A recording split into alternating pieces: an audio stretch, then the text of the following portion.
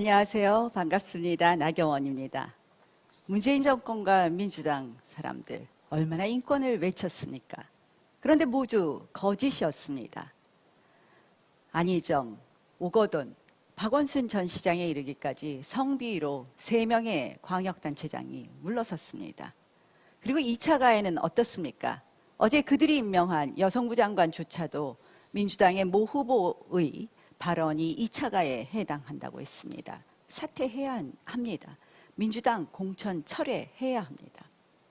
이중성은 또 어떻습니까?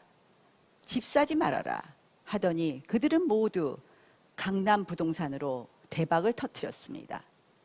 특목고 자사고 폐지한다고 하더니 그들 자녀들은 모두 특목고 자사고에 진학했습니다. 한마디로 이 정권의 사람들은 위선 기득권 집단입니다. 착한 척, 정의로운 척, 위해주는 척 했지만 그들은 위선이었습니다. 그러나 그들은 민낯이 밝혀지자 반성은커녕 남 탓만 합니다. 언론 탓, 그리고 전 정권 탓, 남 탓만 하고 있습니다. 이제 심판해야 됩니다. 견제해야 됩니다. 위선 기득권 집단의 서울이 아닌, 그들만의 패거리의 서울이 아닌 시민의 서울로 바꿔야 합니다. 그것이 상식의 회복입니다. 그리고 그것이 일상의 행복한 서울로 가는 길입니다. 미래로 가는 서울입니다.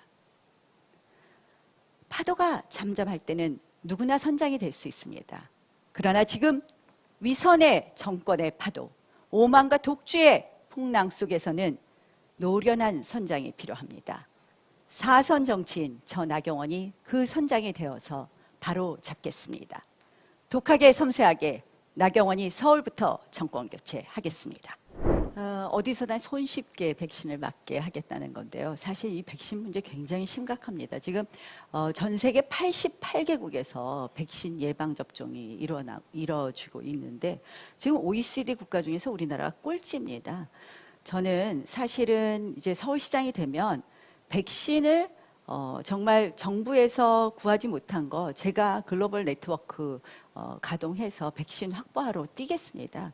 그리고 백신 접종 셔틀버스를 비롯해서 정말 어디서나 손쉽게 맞게 하겠습니다. 그래서 시장이 되면 정말 석 달 안에 우리 서울 시민들 거의 절반이 백신 접종을 맞을 수 있도록 지금 플랜을 만들고 있다는 말씀을 드립니다.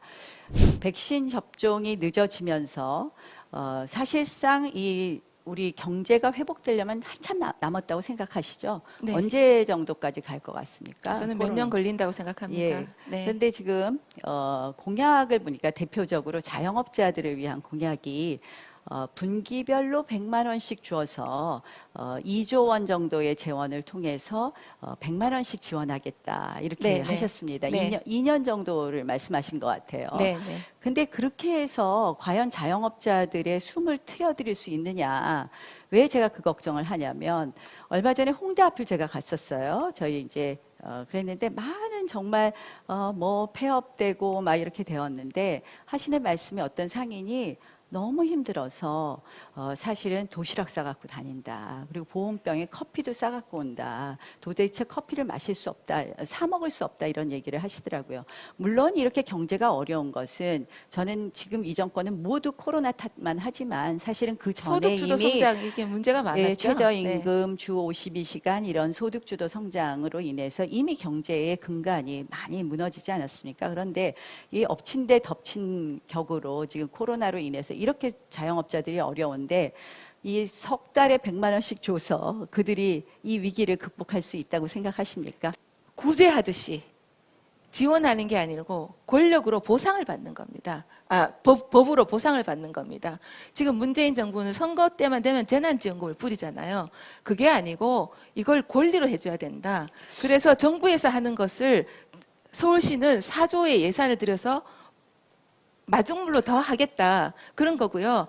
제가 100만 원으로 보상이 될까요? 저는 이거는 손실보상의 문제하고 다르다고 생각하고 실질적으로 문재인 정부가 돈을 나눠주는 재난지원금하고는 크게 다르지 않다. 사실은 지금 2년 아까 말씀하신 것처럼 상당히 오래 걸릴 수 있다고 생각을 유럽에서도 하는데 재난지원에 대해서 재난지원금을 그냥 지원하지 않고요. 영업 공기업에서 공공기관에서 영업 시간을 제한을 하면은 보상을 해줍니다. 그 보상을 그 영업 제한을 한 게 정부죠. 정부에서 보상을 할 겁니다. 그 보상을 보상에 하는 더 것은 하겠다는 거죠. 보상을 하는 것은 그 손실에 따라서 다르게 해야지 모두 일률적으로 하는 걸 보상이란 개념으로 하는 것은 적절하지 않다고 생각을 합니다. 독하게 섬세하게 제가- 독할지는 몰라도 섬세한 건 좀 부족하다고 생각이 듭니다. 우리 조은희 후보 지난번 오세훈 후보하고 저 토론할 때랑 사뭇 다르시군요. 제가 네, 보니까 확실히 네. 1대 3인 것 같습니다. 그게 아니고 저- 지금 저희 사회자님이 제가- 굉장히 격하게 하라고 아까 정진석 공관위원장님도 너무 심심한 거 하지 말라고 하셔서 제가 네. 꼭 그런 것만 같지는 않으시고요. 네, 제가 네, 보니까 네. 아니, 굉장히 대답해 사뭇 주시면 되는 다르다는 거죠. 말씀을 네. 드리고요. 자, 시- 1년에 얼마씩 드는 예산을 좀 정확하게 계산해 주시기 바라고요. 저희가 계속 공약을 발표하고 있기 때문에 그래서 제가 아니요. 지금까지 얼마다라는 사실은 말씀은 안 나 드리겠습니다. 후보님이 자, 공약을 하실 때는 저한테 기회를 좀 주십시오. 네, 네. 말씀을 드릴 기회를 네. 좀 주십시오. 치고 들어가라고 아까 사회자님이 얘기하시더라고요. 네. 자, 그러면 조금 덜 치고 들어가겠습니다. 네. 숨통 트임론에 대해서 좀 설명을 해드리겠습니다. 네. 제가 이제 자영업자에 관한 조은희 후보의 문제점에 대해서 말씀을 드렸는데요. 저는 이게 지금 자영업자들한테 100만 원, 200만 원 들여봤자 사실은 임대료 한 달치, 두 달치밖에 안 되기 때문에 이렇게 해서는 근본적인 해결책이 되지 않는다 해서 숨통 트임론이라는 걸 만들었습니다. 좋습니다. 네. 예산이 그거는 문제이죠. 네. 6조 원 정도 이제 저희가 네. 기금을 마련할 수 있다고 본 것은 작년에 순세계 잉여금이 2조 7천억 원이고요. 2조 그다음에 9천억입니다. 네. 비경직성 예산을 좀 우리가 갖다 쓰고 하면은 충분히 돈을 만들 수 있다고 보고요. 그 돈을 집어넣었을 때 원래 알고 15배까지 있습니다. 서울신용보증기금에서 대출이 아니, 가능합니다. 걱정을 많이 해주셨는데 네. 제가 하나하나 만들 때는 분명히 재원 계획을 가지고 있다는 말씀을 드리고요. 그럼 지금 말씀해 17조를 주셨어야죠. 어떻게 네. 계산하셨는지 잘 모르겠다는 말씀을 드립니다. 제가 그리고 생각나는 그대로 말씀드릴까요? 그리고 이제 지금 아동수당 그 20만 원씩 그게 제 말씀을 좀 750원? 들어보세요. 네. 아니 제가 재원을 제가 아동수당. 말씀드릴 수도 있어요. 조금 열기를 좀 시킬까요? 우리 네. 나 후보 좀 질문 있으신 것 같은데 하시죠. 아동수당 20만 원은 안철수 후보가 손주돌봄수당 20만 원을 이야기하셨습니다. 근데 실질적으로 지금 그래서 우리 안철수랑 똑같다는 거죠. 안철수 후보의 손주 돌봄이가 서쪽 거를 베껴갔는데 베껴가면서 이 할아버지 할머니들의 교육이 중요한 거를 도외시하고 돈만 얹었거든요. 그게 아니라요. 서쪽구가 20만 제가 원이거든요. 말씀드릴게요. 24만 원까지. 네. 서울에서 아이를 키우려면 지금 전 국민에게 20만 원씩 주지만 서울은 물가도 비싸고 서울의 생활 수준이 다릅니다. 적어도 집에서 아이를 키울 때 부모, 외할머니, 외할아버지, 친할머니, 친할아버지가 아니라 이모, 고모가 도와주실 수도 있고 그 돈을 통해서 아이의 정말 필요한 것을 쓸 수도 있습니다. 그 정도를 해야지 아이 키우기 좋은 서울이 된다는 이야기고요. 아동수당도 사실은 저출산 고령화 대책에도 매우 필요한 것입니다. 지금 우리나라 출산율이 급속도로 낮아져서 테드 클로스가 온 거죠. 0.9를 네. 보다도 그 0.9도 안 됩니다. 서울시는 출산율이 얼마인지 아십니까? 0.9도 안 됩니다. 그래서 0.772인가 알고 그렇습니다. 있습니다. 우리 0.9 너무 라고 숫자를 잘 얘기하셔서. 아시니까 저거 하시면 되겠습니다. 우리 시장이 물론 숫자를 정확하게 아는 것도 좋지만 그 숫자 세세한 거는 사실은 실무자들이 잘 알면 됩니다. 제가 실무자다. 그런데요. 그러면 예산 계획과 자, 이제 제가 네. 양육수당을 그렇게 도입한 것은 우리가 결혼하지 않고 아이를 낳지 않는 남자분들에게 물어봤을 때 1위가 양육비 부담입니다. 그래서 이 부분을 해결하는 건 매우 중요하다는 말씀을 드리고요. 5년 내에 65만 호를 짓겠다고 하셨습니다. 네. 아마 이제 조은희 후보께서는 이게 지금 너무 주택단이 심하니까 이번에는 좀 집을 많이 공급해야 되겠다 이런 아마 의욕이 굉장히 강하셨던 것 같아요. 그런 거 아닙니다. 저는 제가 일머리 있다고 그랬잖아요. 다 그래서 계산한 겁니다. 네. 5년에 65만 호를 하신다 그랬는데 네. 제가 계산했을 때는 5년 안에 65만 호는 좀 과다하다. 실질적으로 1년에 그러면은 10만 호가 넘는데 13만 호입니다. 네, 10만 호라고 그러셔가지고 13만 원인데 곱하기 5 하면 65만 호죠. 제가 좀 더 기다리겠습니다. 1년에 10만 호가 넘는데 이것이 과연 그리고 나서 그 위에 25층 아파트를 짓는다. 아파트를 짓는데 25층이면 2년이 훨씬 넘는데요. 과연 5년 안에 65만 가구를 지을 수 있을까 굉장히 의문이 됩니다. 저는 10년에 70만 호를 공급한다고 했습니다. 10년에 70만 호의 핵심은 뭐냐?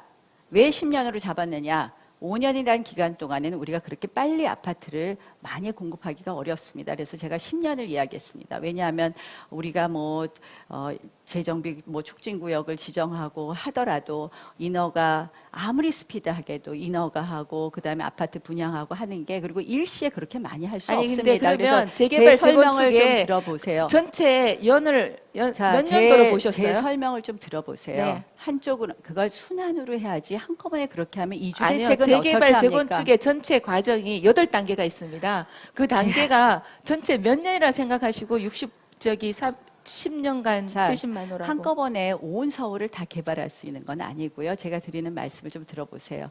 네. 그러니까 제가 공급하는 건 주로 아파트입니다. 주로가 아니라 전부 아파트입니다. 박원순 시장은 34,500호씩 공급을 했습니다. 제 부동산 정책의 핵심은 원더풀입니다. 원하는 곳에 더 많이 지을 수 있도록 풀어주겠다. 그래서 재개발, 재건축의 각종 규제를 풀어주어서 민간이 공급하는 아파트 40만 호. 그리고 임대 아파트를 지어야 되지 않겠습니까? 저는 임대 아파트는 굉장히 다양하게 하려고 합니다. 민간 임대도 가능하게 하려고 합니다. 그래서 이 임대 그건 20만 맞는 호. 방향이죠. 네. 그리고 그다음에 가운데에 임대보다는 그러나 분양은 받지 못하는 그 세대를 위한 토지 임대부 주택 10만 호. 그렇게 해서 70만 호를 잡았습니다. 실질적으로 지금 어제 우리 자사고 폐지에 대해서 법원의 판결이 나오지 않았습니까? 네. 사실은 이 정부는 하향 평준화하는 교육을 계속 해왔습니다. 그래서 네. 결국 개천에서 용나는 기회를 막아버렸습니다.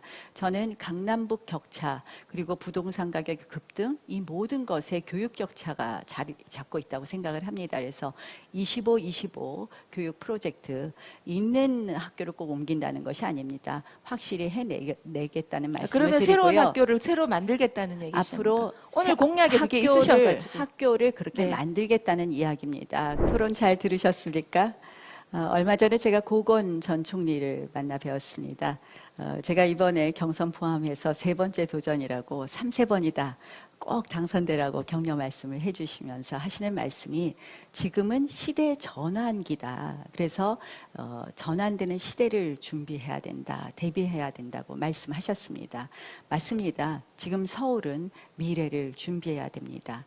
서울은 일상을 회복하는 것뿐만 아니라 4차 산업혁명 시대를 준비해야 합니다. 서울에는 4만 5천 명의 유능한 공무원들이 있습니다. 그 리더에 누가 오느냐? 그 리더의 철학과 비전이 서울시정의 방향을 결정합니다.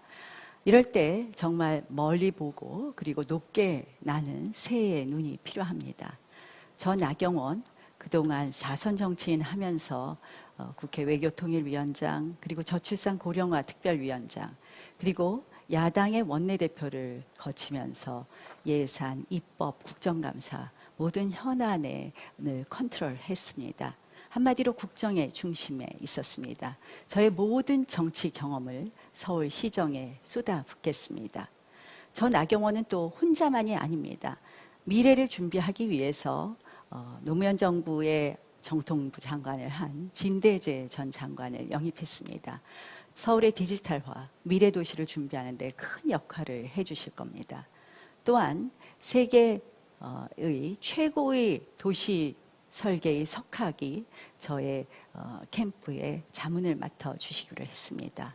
이렇게 최고의 실력자들과 함께 서울의 미래를 만들어 가겠습니다. 지금 당장 급한 코로나 위기를 극복하는 것은 물론 서울의 미래를 준비하여 서울이 더 나은 우리 아이들이 사는 서울이 더 좋은 서울로 만들겠습니다.